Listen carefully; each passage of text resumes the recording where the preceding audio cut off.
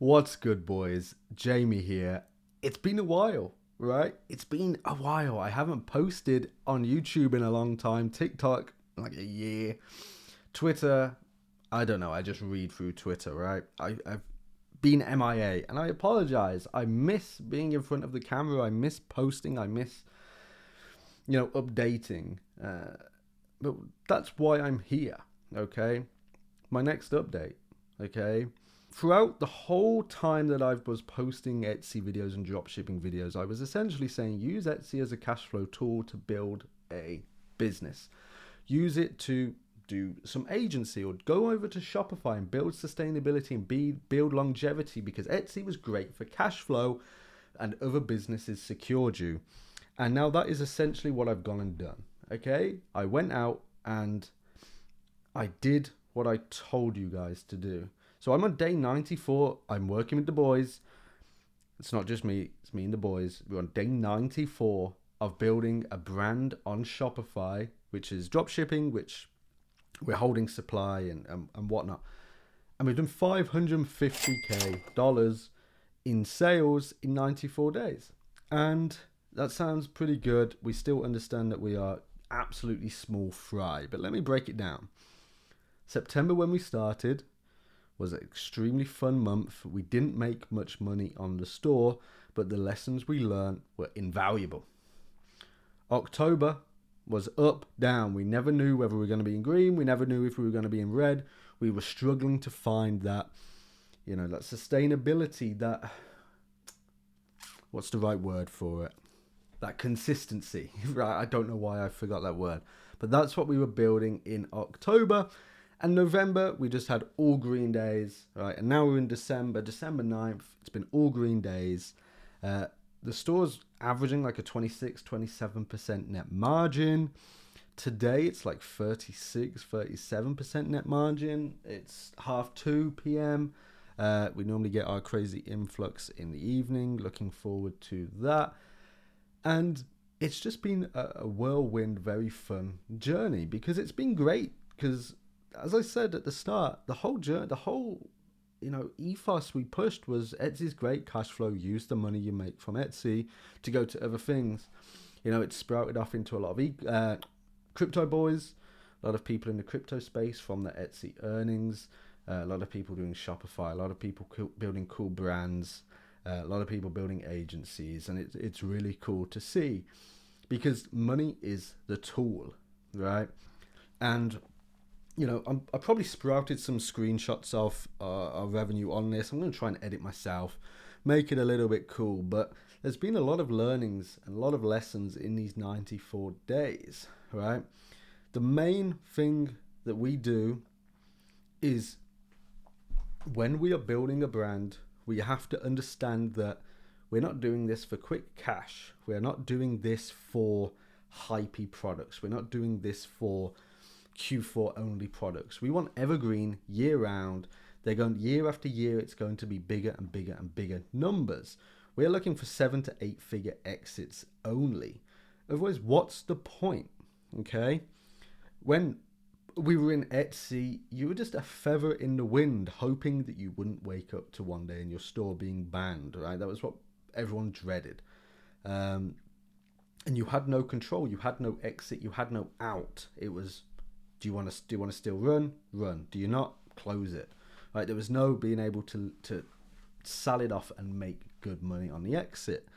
And that feeling of every single day, no matter how hard you worked the day before, the week before, the year before on this store, it could just all go up in flames. And it really would drive everyone crazy. The biggest issue with Etsy was bans, because everyone understood it's a great cash cow. There's so much money to be made, but bans are inevitable.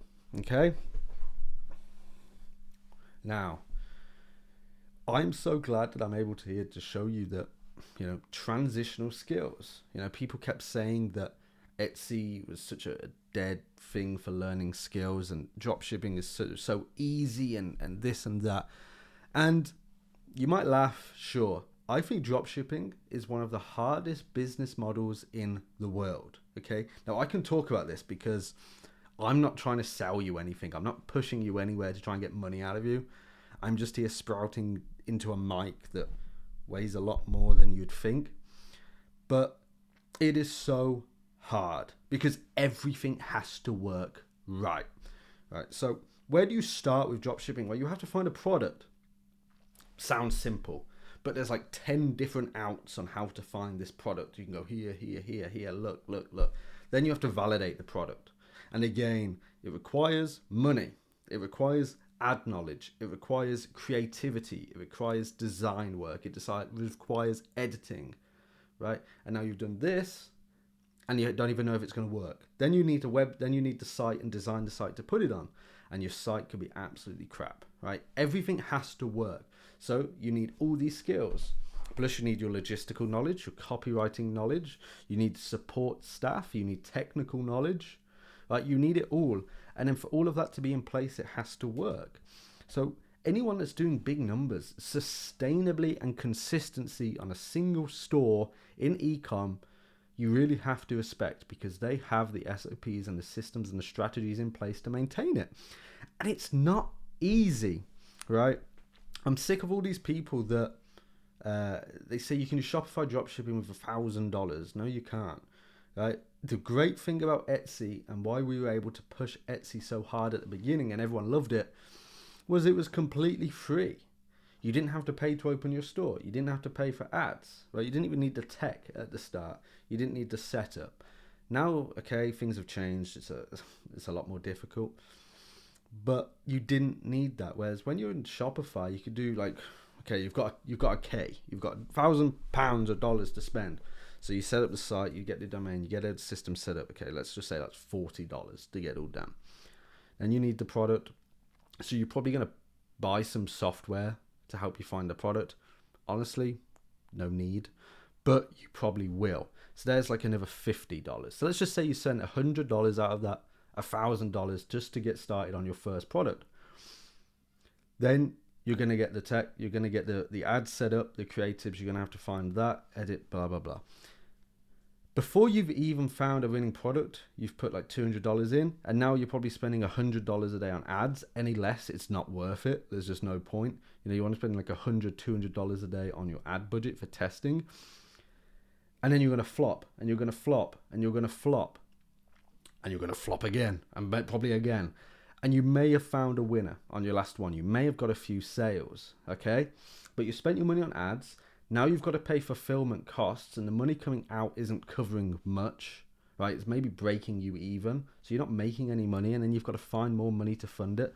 And then you've had a really, really good day, and then the next day is flopped. So now you've got to fulfill all the orders. You haven't really made any profit. Now you're negative. So you're actually losing money, right? You're actually losing more money, should I say. Where's all the money come from? How do you fund everything, right? If we didn't have like 10, 15K just to put into this at the start, it wouldn't have worked, right?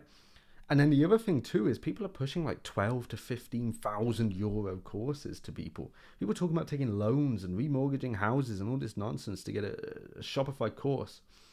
Why? Right? Why?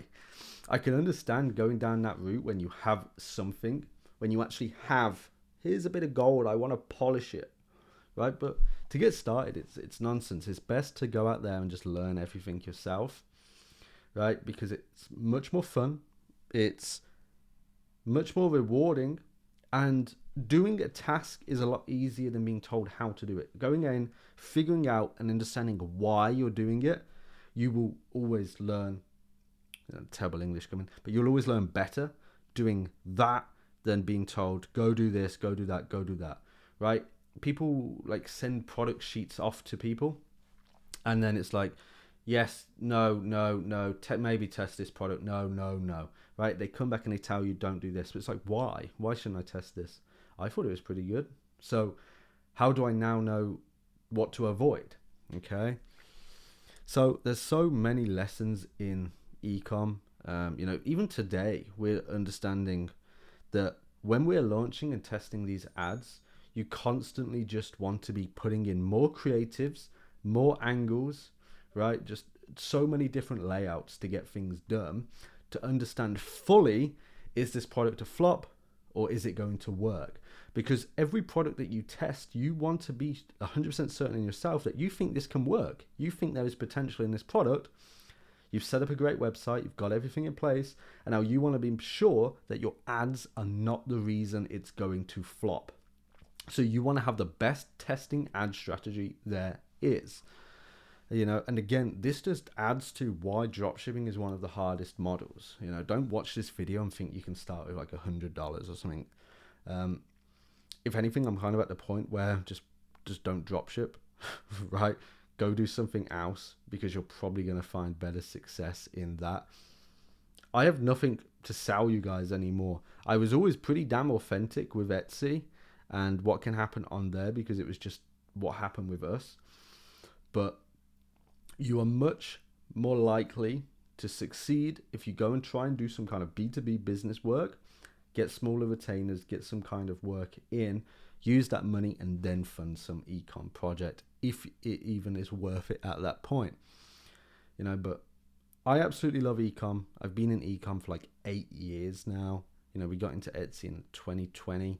We still do have Etsy stores going and an Etsy team, but Shopify and ecom and everything else that comes with, we're just so much more focused and really dialed in on building brands, because brands are fun, brands are leverageable, and brands make you so much more money. So if you do want to go do ecom after what I've said, please don't try and find some trashy little product that's going to die after a month or two. And you're like, the nightmare with it is, oh my God, I found a winner. You're increasing ads are going up, you're spending more every day, woo. And then it gets to the end of the life shelf of this product, and you're still spending like 10K a day on ads, because that's what you scaled it to, but it's just dying. And you're like, oh no, it can come back. Okay, you've lost another 10K the next day. No, I believe it. And then all your profit's gone, right? And just trying to revive these ads for a dead product. And you just don't have that if you're brand building, right? Because you're trying to control the market, and you can't push a fleece leggings in summer, right? Just as an example. But if you have a core product that's like year round, a part of your brand, then it can sell year round, because there can be so many different angles and products and spin-offs and whatnot. Right? But it was good to get in front of the camera and talk again. I understand that this was complete drivel. I'm trying to get back better at these type of videos, and there's probably going to be like 10 views on this, but it's all part of the fun, it's all part of the journey, and I like doing it.